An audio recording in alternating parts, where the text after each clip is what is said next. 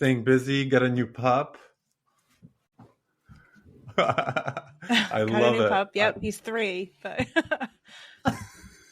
Dude, I can't believe the similarities between your puppy and my dog. I was just like, I saw it and I was like, is that a twin of my dog? What the fuck is that? that's too funny. Yeah. How's everything going? Nice to chat again. I'm so glad you came back on the pod. Yeah, likewise. Thanks for having me again. Everything's been going good. I can't complain. Just continuing to put out deep dives and, doing some research. I love it. I just saw on your Twitter, you just hit 30,000 subscribers. Yeah.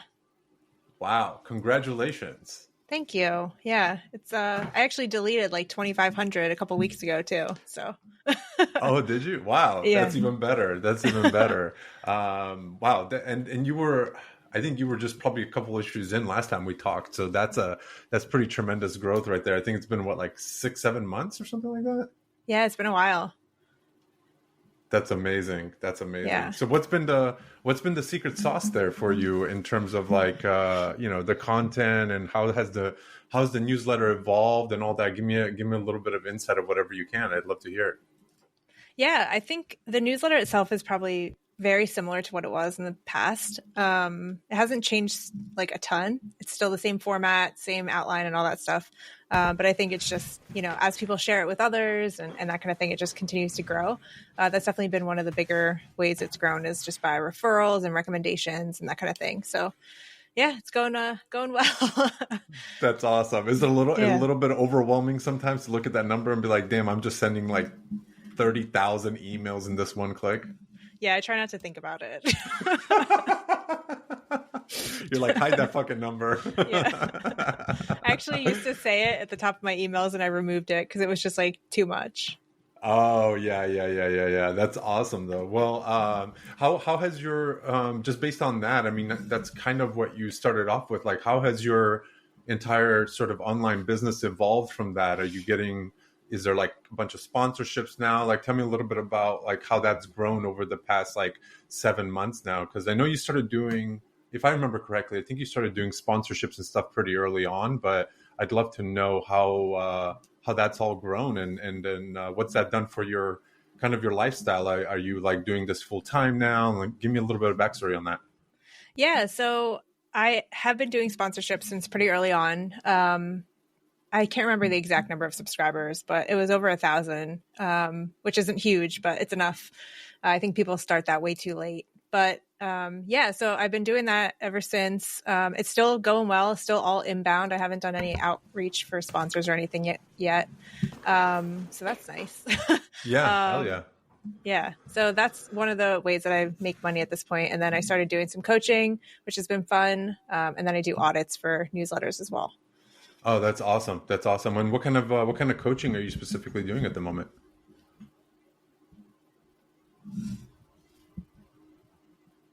Can you hear me? Yeah. Oh, sorry. What kind of coaching are you doing at the moment? Sorry, I think it might have cut out for a second. Oh, that's okay. Just newsletter coaching. So helping people kind of go through their newsletter, their social presence, and kind of give them some advice on like how they can grow faster, or even just like little tips and tricks of like, hey, you're not really doing this, but it could probably really help your growth. So that kind of thing. And then, helping them continuously for about 30 days and then they go off on their way, and it's been going well though. That's awesome. Yeah.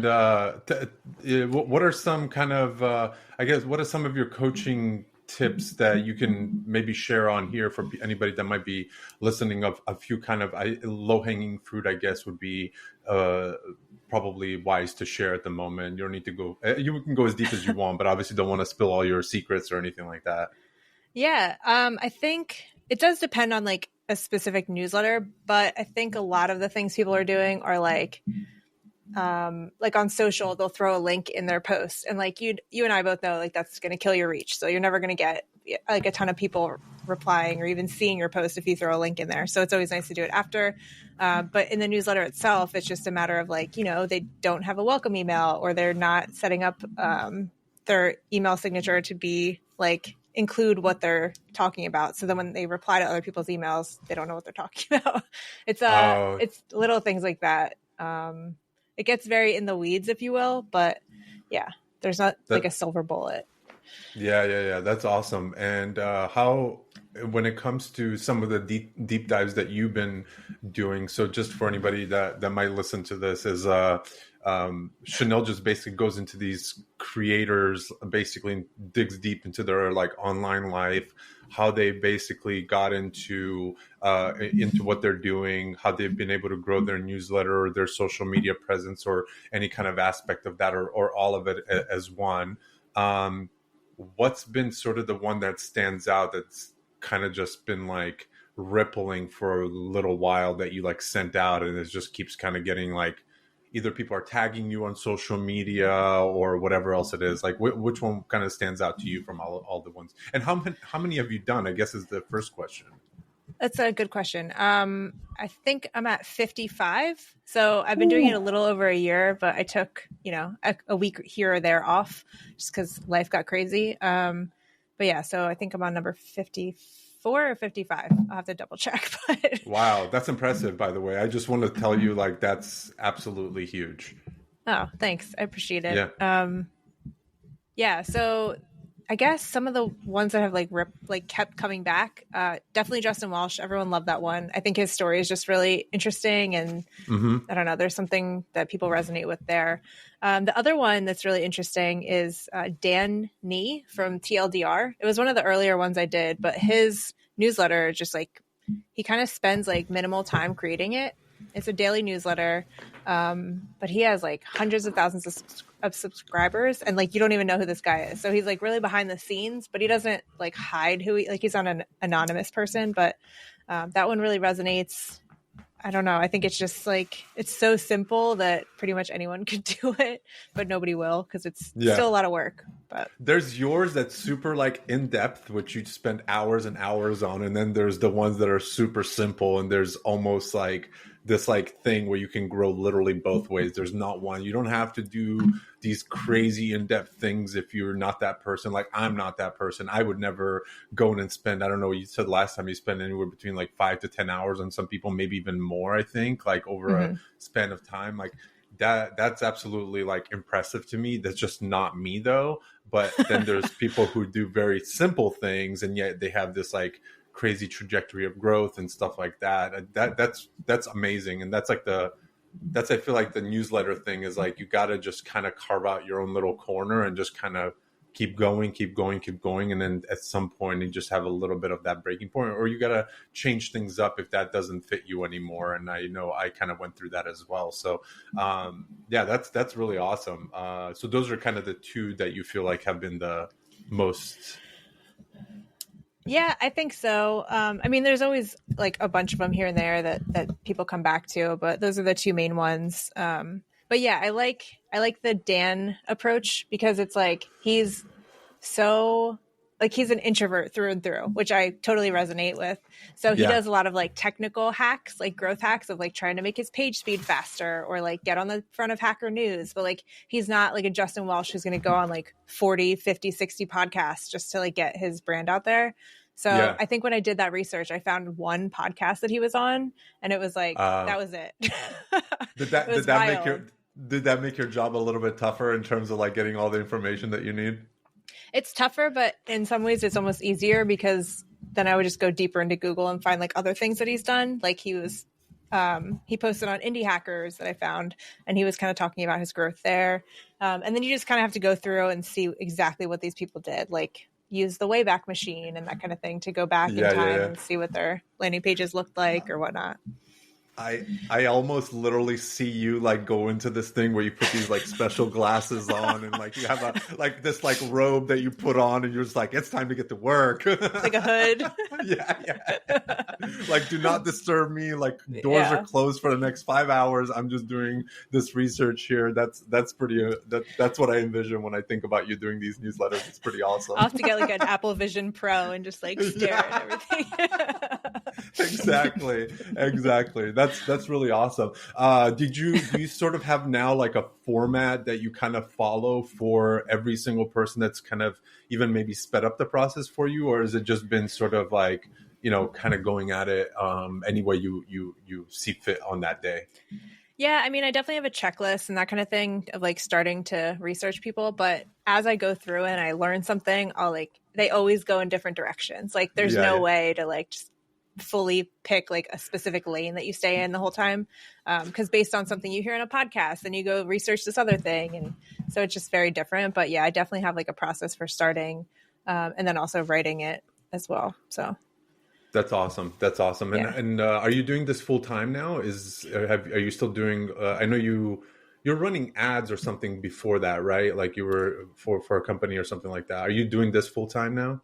Yeah, I'm no longer doing ad client stuff. So this is kind of my main thing here. Well, wow! Yeah, Congratulations. This is huge. A lot of thanks. people don't get to say that. I mean, what you've been at it for 10, 12 months, maybe? Like Yeah, in I think terms of like 13 at this point. Yeah, Woo, congratulations. That's huge. That thanks. deserves like a moment of silence because I think a lot of people don't like get to that point where they can, literally or they just don't want to, they don't feel a sense of security. But yeah, big congrats to you on that. That's huge. Thank you. I appreciate that.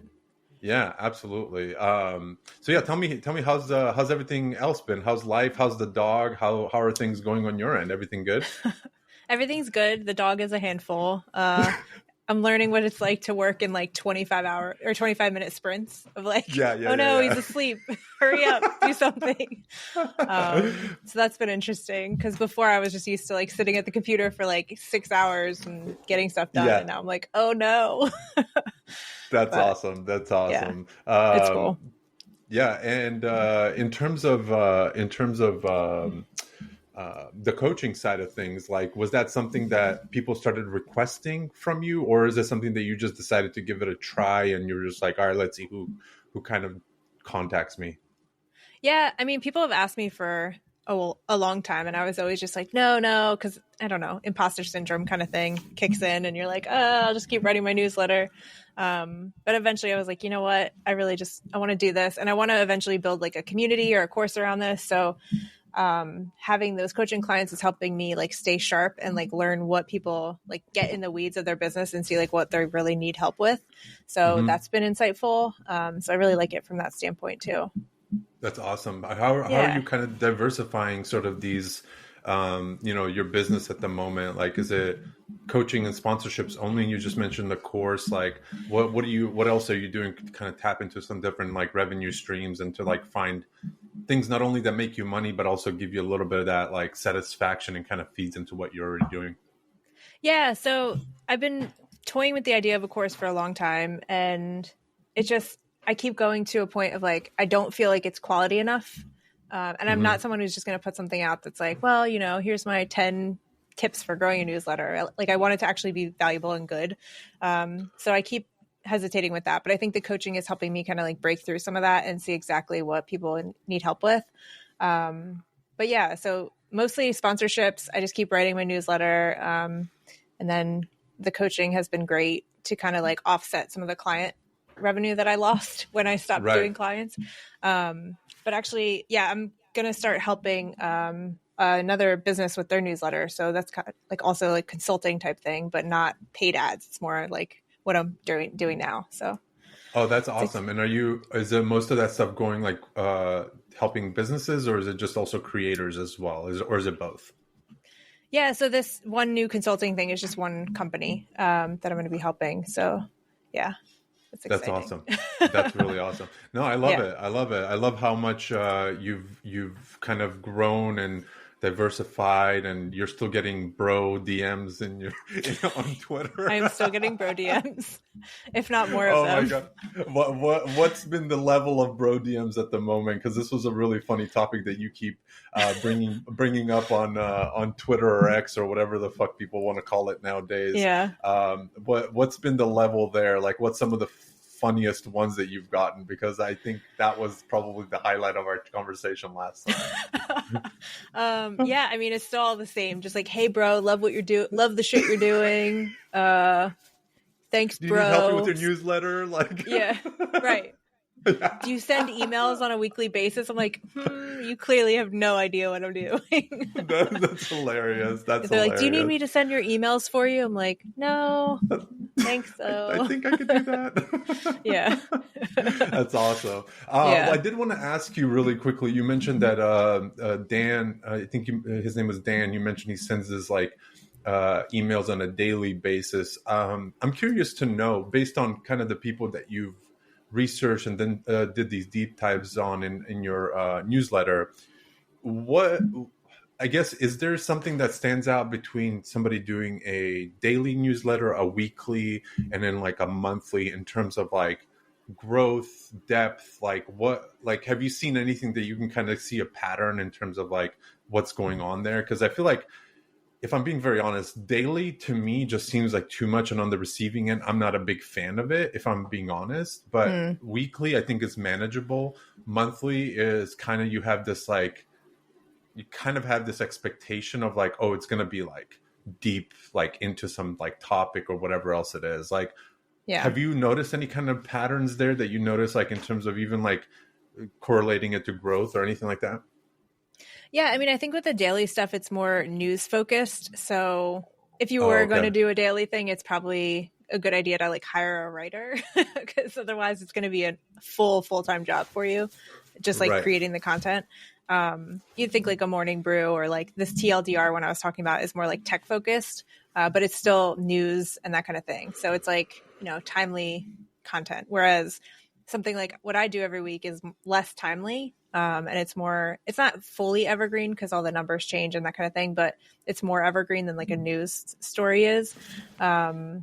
Yeah. And then monthly, like you better be on James Clear level if you're expecting people to remember who you are after a month of not sending anything. Right. So the content better be really good.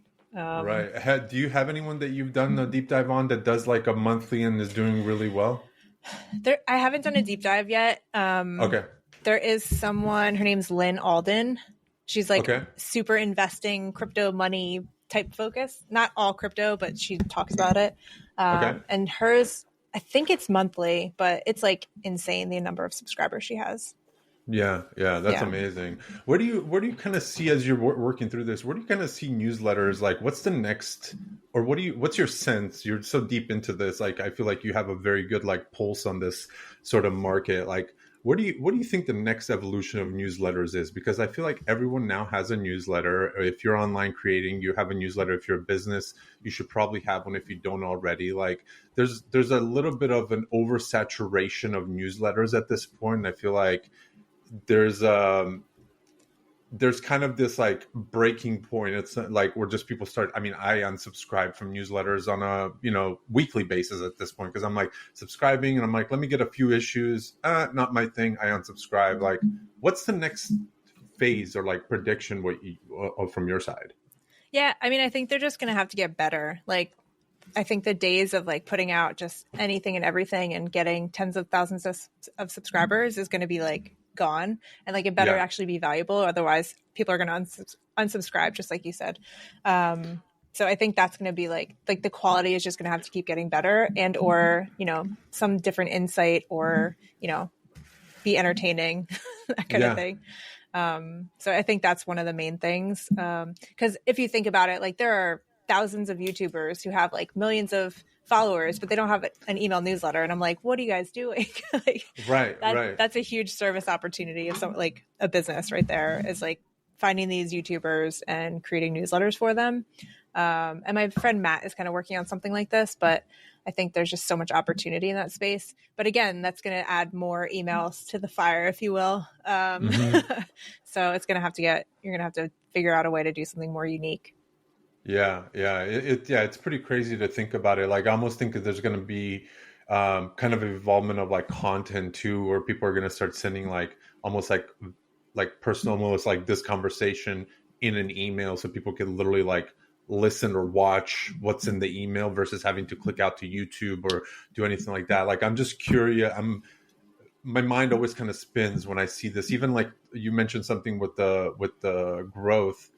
I think we saw that happen on like X and Twitter before Twitter was X or whatever. Is like there's this like influx of growth through threads, and everybody was just writing and all this other stuff, and then it just slowly like one little change happened and it just kind of tanked. And now we have long form posts. Now we have like you said, the links, like you don't want to do certain things because whatever. Anyway, so it's just one of these things where I feel like, where can you, I mean, I'm just maybe not seeing the picture, but like, where the fuck do newsletters go? Like, it still has to get into someone's inbox. Like, is it going to be like notifications coming to your phone as a SMS text message? Like, hey, Chenell sent out her newsletter, like go here type of thing. Like, I don't know, but it's always like, I'm a little flabbergasted by the amount of people that are writing newsletters. And I know how many people are, I think the average person has like 15 subscriptions to a newsletter. I'm just like, whoa, that's a consumption of time right there. Like, that's crazy time. Yeah, I think, I don't know. I feel like it's the same thing with podcasts. Like everyone has a podcast now, right? So it's almost like if you're going to find your people and like you might have a lower number of subscribers at the end of the day, but you'll be able to make more money. I think if you have, if you like find that audience who really enjoys like what you have to say and your voice and that kind of thing. So I think it's just it's going to go the way it's been going. Like email's been around for tens of years now. So like, I don't think it's going anywhere, especially because businesses use email like all the time. I don't think it's going to go away, but who knows? Yeah.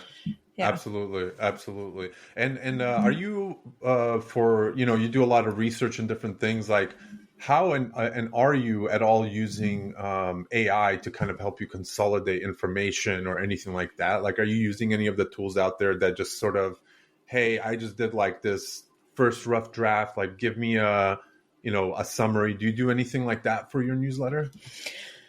I've tried. It just never comes out the way I want it to. So no, I use it for certain things. Like I'll find stats and I ask like Chat GPT to put it in like a different order, like order it by the date or whatnot. So then I don't have to do that. So that saves me like a couple minutes. And then if I have like a headline or something that I want to try and rewrite or come up with a different idea around, I'll ask it to rewrite it. And I almost never use what it says, but it gives me a different like way to look at it. And I'm like, oh yeah, I can totally take that angle instead. So it is helpful. It's just not like the end all be all.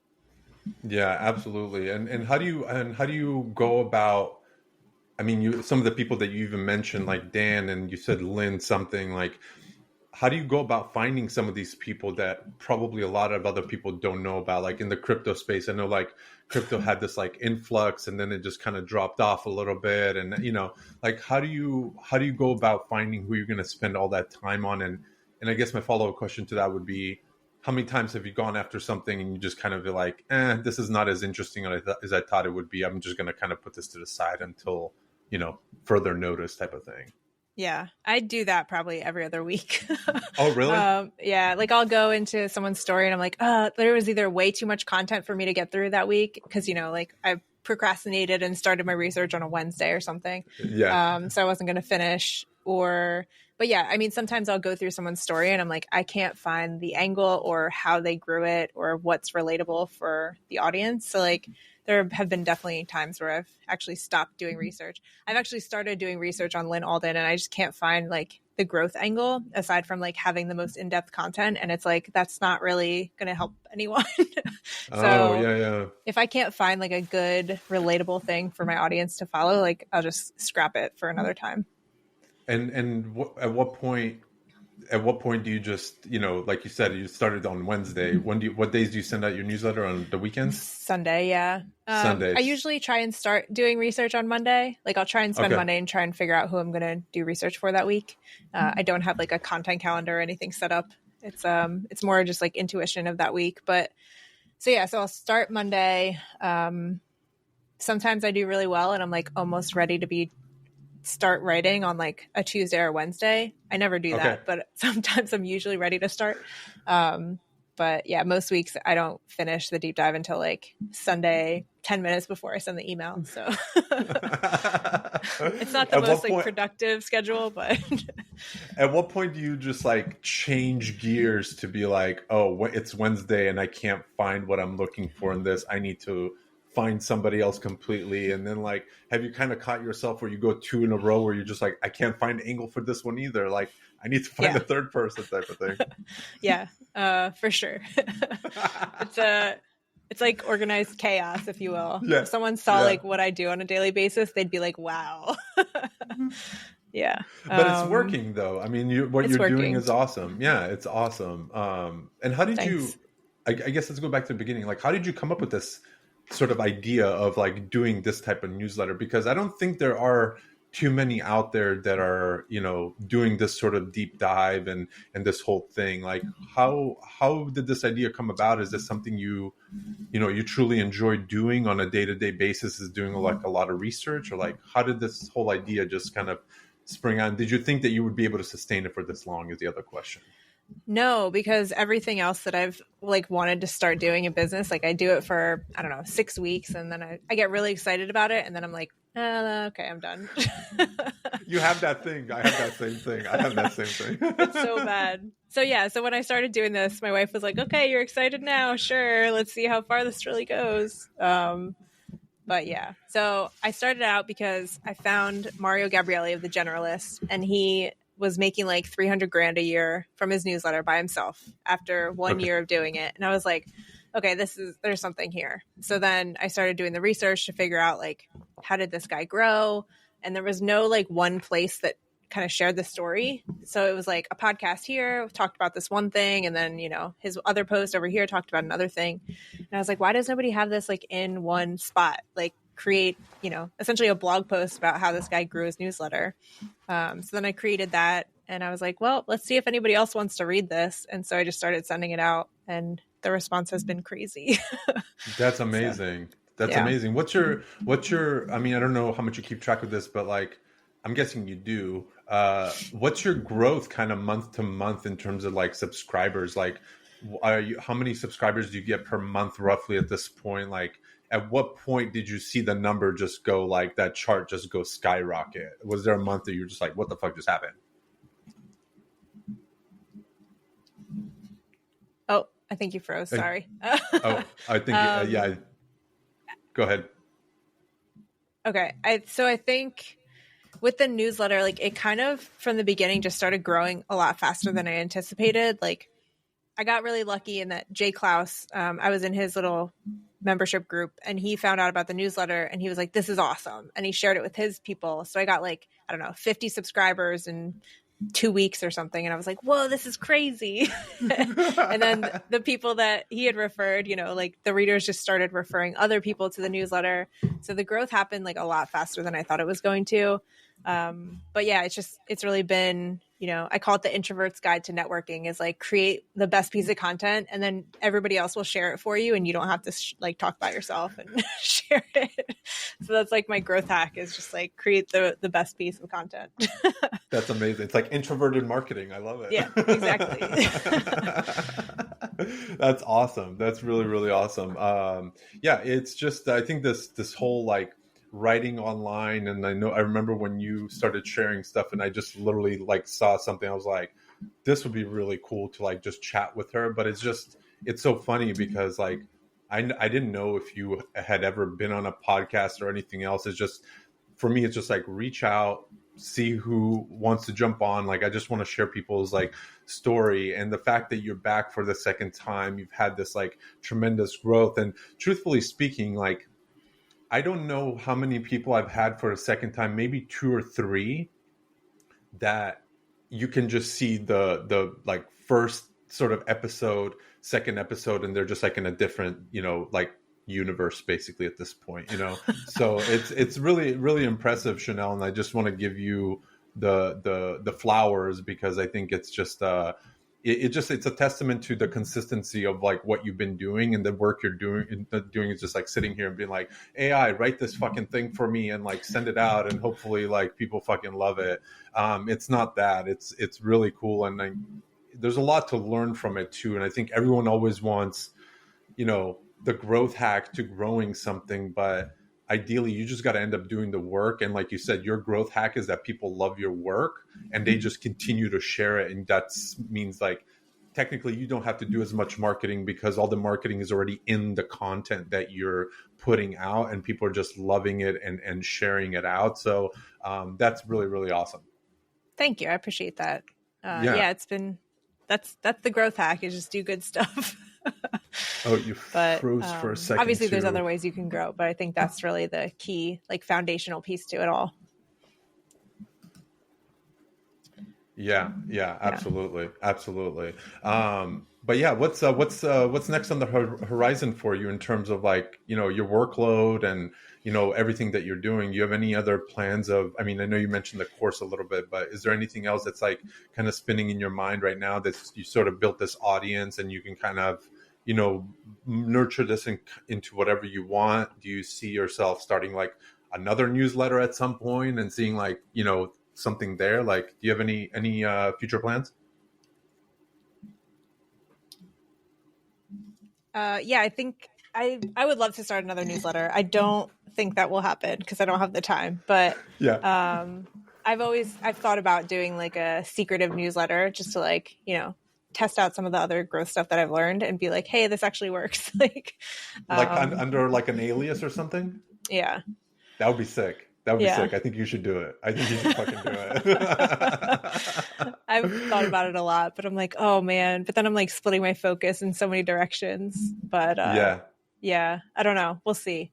I do want to start doing like audio versions of the deep dives. I've been asked a lot to do that. And I think I need to just finally sit down and do it. I did it once and then I stopped doing it because it was a lot of work. Yeah. You mean sitting just like this in front of the camera and like reading it, or doing like actual like videos and stuff like that, like animated videos? I would love to do a video of like me talking through, like even just walking through the deep dive and like showing the screenshots and like all this stuff. But I think that's just like level 3. And if I can just get to like, audio is like level 2 and then I can do that later. But it's hard for me to grasp like sitting down and recording audio if there's not a video component. But I think that's the easiest next step just to get myself used to it. Nice. Yeah. Little podcast on the side, just where you can even just talk to the people that you've like, done the deep dive on. I think that would be a good little layer. If you ever decide to do that, just a different layer to be like, hey, like what? And I guess let me ask you, do you connect with the people before you send this out and just be like, hey, like I'm posting this about you. Do you want to check anything? Or do you kind of go through a process of like, I'm just going to put this out there, and if they come back with anything, I can always change it? Yeah, I just put it out there. I don't connect with them and ask them questions. I found that like doing deep dives on people I know makes me do it. Like I'm worse at it because I'm like, I really want this to be good. So like I try not to connect with the people beforehand. Okay. That sounds weird, but it just, I don't know.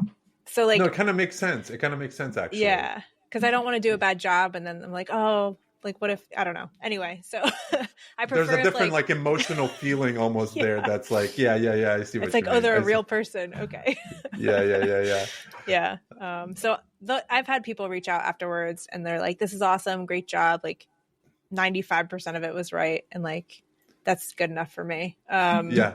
So I've had like one person say I should change something just because they didn't want that out there, but that was it.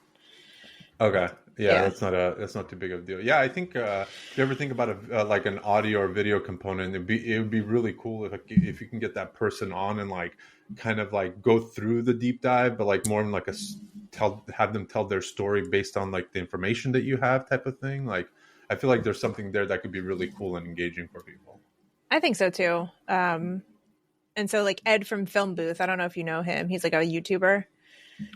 I don't think I know. Yeah. Okay. So he's a YouTuber first and he started a newsletter and he's been doing these audio versions. And I reached out to him and I was like, this is awesome. Like, how is this performing? Like, are you enjoying this? And he said, yeah, it's going really well. And like in one of his most recent issues, he mentioned that like those people are more engaged than the regular readers because I think they're actually like, listening to the whole thing. Whereas with reading it, you can kind of skim it and that kind of thing. So that kind of like pushed me. I was like, I need to do this. Like, yeah, he sent that out last week, and I was like, all right, fine. Yeah, fine. No, that makes sense. And what's if you can share, like, what's kind of one of the crazier things where maybe somebody, I don't know, started a newsletter, didn't really have anything going on for them, just kept kind of writing and built out an entire business, or vice versa, where somebody had like a business, never cared to write a newsletter. And then when they started writing their newsletter, it just took like a whole different like trajectory in their career. Do you have any examples of either of those cases where you just saw somebody be like, oh, they were just posting stupid videos on YouTube and then they decided to write a newsletter and now all of a sudden they just have like this astronomical growth? I mean, I think you could look at almost any business that does that, and they will probably tell you that, 80% of their revenue comes from email just because you're getting in front of those people. Where with YouTube, like if the person logs into YouTube consistently, they might see your video in their home feed. Mm-hmm. Whereas with email, it's like most people are logging into their email pretty regularly. And so, you have a little bit closer channel for access to them. And I think you just have like a more intimate relationship with that person if you're on their email list and that kind of thing. So I would say probably almost everybody. Yeah. Okay. Yeah. No, just because I know that there's been like, I think Ali Abdal talked about it in some podcasts where he was just focused more so on like the videos and getting those down. And then all of a sudden he was like, hey, I'm probably planning on writing a book or putting like a course together. Then he started the newsletter. That way he can get, capture that audience a little bit more, because I mean, the YouTube algorithm, I think, is pretty fucking crazy. Like, even if I'm watching somebody's channel, they give me completely different stuff on the side. They're not saying like, you might also like this from this person, or you might like this. So yeah, you're right. It's probably one of those things where people just realize like, I don't have any retention here, and so I need to build something that's a little bit more feasible for an everyday person to come, like, just know about me, read about me, or do something like that. Yeah. And I think, social and YouTube and that kind of thing, like, that's important. It's not something you can just like write off. I think you need all of those pieces, but email is like the foundational piece of like, all right, if you really want to make some sales here, like, get their email address, because then you can continue to talk to them and engage with them. No matter if Elon comes in and changes everything, like, you still have your path to get there. So Right. Exactly. No, that's really awesome. Cool. Well, Chenell, I don't know if I have anything else you want to chat about, anything that stands out. I know we talked quite a bit about like newsletters and everything you've been doing, but is there anything else you want to tap into? Anything that's interesting out there that you're like, what the fuck is going on over here type of thing? Just your dog. Just my dog. She's sprawled out. Let me give you a preview of what she looks like right now. Yeah, she's just sprawled out. Yeah, I'm redoing my whole entire like studio thing here, so I've literally nothing. Like I literally have like a relax sign in the back that's just like chilling there. But my whole goal is just to relax. Don't forget to relax. Yeah, this was a guest bedroom in our house, so I'm turning it into a little bit of a studio / workspace type thing. I refuse to call it a fucking office because I don't want to be in an office. So I decided to change it up, and I have like this lighting and shit that I want to do. So are you doing videos and stuff?